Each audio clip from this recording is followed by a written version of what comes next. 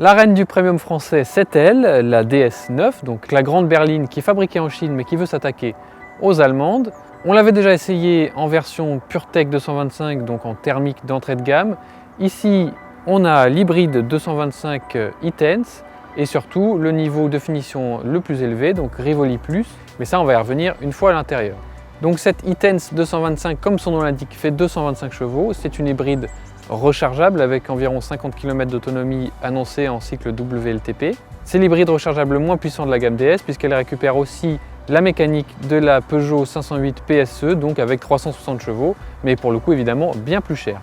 Alors cette version elle est intéressante puisqu'en fait elle permet de concurrencer des modèles allemands qui sont bien plus coûteux que cette DS9 qui est proposée ici à 57 900 €, donc sans malus et avec cette finition haute. En fait, dans le détail, cette DS9, c'est le gabarit d'une Audi A6, d'une BMW série 5 ou d'une Mercedes classe E, mais avec un tarif qui est beaucoup plus proche de la catégorie inférieure, et donc par exemple d'une Mercedes classe C. Alors est-ce que c'est une vraie bonne affaire de pouvoir bénéficier de ce premium français à un prix un peu inférieur à celui des allemandes, et surtout en version hybride qui est quand même assez rare sur le marché? Ou alors est-ce que cette DS9 finalement c'est un échec assuré pour DS au vu de la popularité des berlines en Europe? Eh bien on va voir ça tout de suite dans cet essai. Alors à bord de cette DS9, pas de doute, on est vraiment dans le luxe à la française et surtout qu'ici sur cette finition Rivoli Plus, on a en plus le pack Opera qui consiste en du cuir nappa étendu partout. Et c'est très réussi, on en a sur le dessus de la planche de bord, évidemment les sièges, la console centrale. C'est compliqué de trouver un endroit qui n'est pas couvert de cuir. Et en plus, c'est un cuir qui est de belle qualité. C'est vraiment le luxe. En revanche, là où le bas blesse un petit peu plus, c'est sur les technologies embarquées, puisque la DS9 est basée sur la Peugeot 508 qui a déjà quelques années. Et ça se voit surtout sur l'absence d'affichage tête haute, même en option. Quand chez les Allemands, on a des systèmes énormes avec des incrustations sur la route, des paramétrages extrêmement complets, là il n'y en a pas du tout. Alors heureusement le combiné numérique est quand même très grand, très lisible et assez complet, mais l'écran central c'est pareil, c'est un petit peu daté. Alors ça ne veut pas dire qu'il n'y a rien dans cette DS9 puisqu'on a quand même la vision nocturne, les aides à la conduite habituelles avec le maintien dans la voie, le régulateur de vitesse adaptatif, tout ce genre de choses. Mais voilà, il manque ces petits gadgets, ces petits plus sur lesquels les Allemands savent souvent faire la différence et qu'il n'y a pas ici. Alors pour compenser ce manque de petits cachets technologiques, la DS9 elle essaye de faire dans le charme et se différencier dans la présentation à l'intérieur. Et donc on a des petites touches assez amusantes finalement comme la montre BRM qui est de série ou le positionnement de certaines commandes comme par exemple la descente des fenêtres qui est sur la console centrale et pas sur les portes. Mais finalement c'est globalement la même chose que sur un DS7 Crossback. La vraie grosse différence se fait à l'arrière. On y passe tout de suite pour vous montrer ça. Donc à l'arrière de cette DS9, l'espace est tout bonnement gigantesque, surtout pour les jambes. Là vous le voyez, hein, les genoux sont très très loin de toucher le siège avant.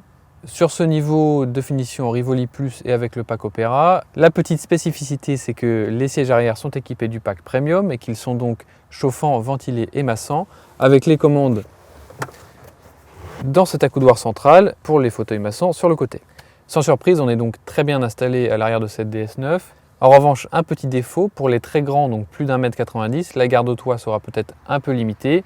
Pour les autres, ça se passera très bien, mais disons que le général de Gaulle ne serait pas aussi bien rentré dans cette DS que dans celle qu'il avait à l'époque. Un petit mot sur le coffre qui est très grand avec plus de 500 litres d'espace et qui surtout n'est pas trop entamé par les batteries. Il est aussi modulable avec un espace sous le plancher pour ranger les câbles de chargement.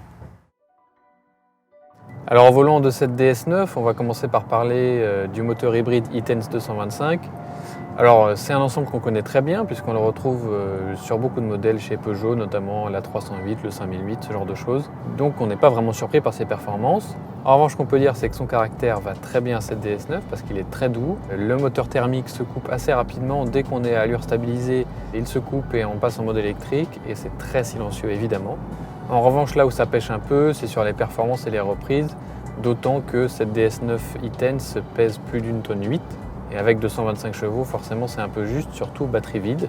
Alors d'un point de vue consommation, on n'a pas pu directement chiffrer cette DS9. En revanche, on a déjà des mesures du labo Auto Plus sur la Peugeot 508 avec le même moteur, où on l'avait mesuré à environ 3,5 litres au 100 km batterie pleine. Donc avec une DS9 qui est un peu plus grosse, comptait environ 4 litres au 100 en usage normal. et plutôt autour de 8 litres si la batterie est vide. Donc évidemment, on vous recommande de la remplir tous les soirs. Et d'un point de vue de l'autonomie électrique, là, c'est une quarantaine de kilomètres en usage réel. Pour le reste de cette DS9, eh bien, comme on vous en parlait lors de notre premier essai, c'est très grand confort, d'autant que ici on est équipé des suspensions pilotées par la caméra qui donc lie la route devant vous et prépare le terrain. Si vous avez une grosse bosse, eh bien, d'habitude sur une voiture normale, même si elle est réglée souple, elle a tendance à rebondir un petit peu. Et là, pas du tout, c'est assez bluffant. On sent quand même un petit peu la bosse, on n'est pas tout à fait sur une Rolls-Royce. Mais une fois passé la bosse, la voiture reste très plate, très douce. Et franchement, c'est très agréable. On se prendrait bien pour un chauffeur de président en somme. Alors pour revenir à la question qu'on a posée au début de cet essai, est-ce que c'est une bonne affaire ou est-ce que c'est un futur raté pour DS? On a envie de dire un petit peu des deux parce qu'effectivement, c'est très intéressant de pouvoir profiter de ce grand confort, de ce charme à la française avec le cuir étendu, le design particulier et le gabarit supérieur à des allemandes qui sont donc au même prix. On le répète ici, un peu plus de 57 000 €. C'est le prix d'une classe C diesel correctement équipée, d'autant qu'ici il y a très peu d'options à rajouter sur cette DS, à part effectivement ce cuir étendu qui coûte 5 000 € quand même. Mais pour le reste, l'équipement de série est très complet sur cette finition Rivoli. Ça reste une très bonne affaire si ce qui est important pour vous c'est le confort, que ce soit en termes de silence d'utilisation ou d'espace à bord. En revanche, on voit mal cette DS9 concurrencer les Allemandes en termes de vente, ou même surtout le DS7 qui est un SUV qui est donc beaucoup plus à la mode et qui fait très bien le travail de sa part aussi.